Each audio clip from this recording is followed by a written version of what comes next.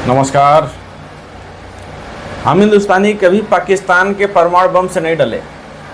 कभी भय पैदा नहीं हुआ कि पाकिस्तान के पास परमाणु बम है, उनके पास फलाधिकार है, उनके पास चाइना ने बहुत बड़ी टेक्नोलॉजी दे रखी है, वो हमें मार देंगे। इस बात का हम हिंदुस्तानियों को आज तक डर नहीं है और ना ही हम भविष्य में डरेंगे। लेकिन हाँ, हम लोग एक आदमी से ज़रूर डरते थे जिसको देख के टेंशन होती थी। उसका नाम था शोएब अख्तर।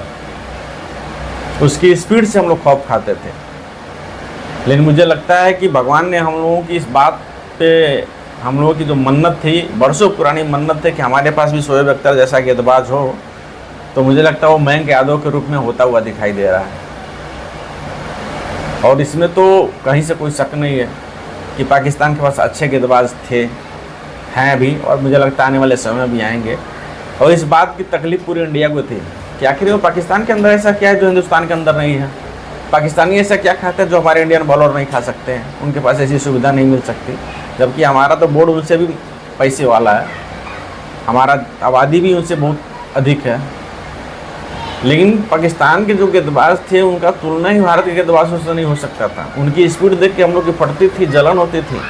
हमारे वहाँ भी थे, जहीर खान थे, और मुन्ना पटेल थे, अजीत अगरकर थे, आशीष नेहरा थे, जवागल सरनाथ थे, कपिल देव थे। लेकिन इनकी स्पीड में वो बात नहीं थी जो शोएब अख्तर के अंदर हुआ करती थी। शोएब तो बाउंड्री लाइन से जब दौड़ता था, मुझे अच्छी तरीके से याद है, जब हम लोग छोटे थे तो उसकी बाउंड्री लाइन से दौड़ते हुए देखने पूरे हिंदुस्तान का दिल धक धक धक धक करता था।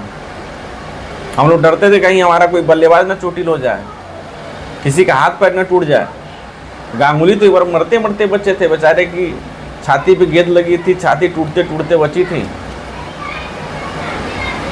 और वीरेंद्र सहवाग जैसा विस्फोटक बल्लेबाज जिससे पूरी दुनिया के गेंदबाज खौफ खाते थे, मुझे लगता है कि पूरी दुनिया में किसी से नहीं डरता था, बेतहाशा मारता था सबको फील्ड के अंदर। लेकिन आज की डेट में उसका कुछ दिनों पहले की इंटरव्यू वायरल हो रहा है जिसमें कहता है कि उसको सिर्फ पूरी दुनिया में 2 ही गेंदबाजों से डर लगता था, वाला मुतैया मुरलीधरन, जिसकी गेंद उनको समझ में नहीं आती थी। लेकिन स्पीड के मामले में वो शोएब अख्तर से डरते थे।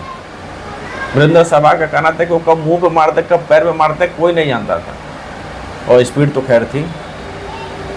और पाकिस्तानी जब हुटिंग करते थे शोएब अख्तर की गेंदबाजी पे, तो मैं कसम से बता रहा हूँ, हम हिंदुस्तानियों का दिल खोलता था, खून खोल उठता था, इतना गुस्सा आता था। हम लोग सोचते थे कि हमारे पास इसके जैसा गेंदबाज क्यों नहीं है, हमारे पास वसीम अकरम और वकार यूनुस जैसे स्पीड वाले गेंदबाज क्यों नहीं है। और इस बात की तकलीफ इंडिया को पिछले 20, 25, 30 सालों से थी कि हमारे पास भी एक शोएब अख्तर जैसा गेंदबाज चाहिए, ताकि पूरी दुनिया को हम बता सकें कि हमारे वहाँ भी एक स्पीड मास्टर है, जिसकी गेंदों में इतनी ताकत है, जिसकी स्पीड इतनी तेज़ है कि पूरा स्टेडियम खौफ है।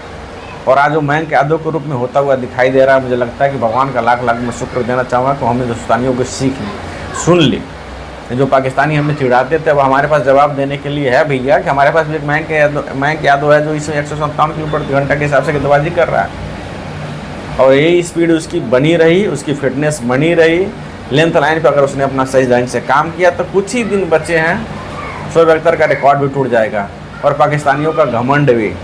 और हिंदुस्तान पूरी दुनिया को बता सकेगा कि हमारे पास भी मयंक यादव के रूप में कैसा गेंदबाज है, जो स्टेडियम के अंदर वही खौफ पैदा कर सकता है, डर का वही माहौल पैदा कर सकता है जो किसी ज़माने में शोएब अख्तर पैदा किया करते थे, वसीम अकरम और वकार यूनुस पैदा किया करते थे। जय हिंद। हमें तो इंतज़ार है इस दिन का।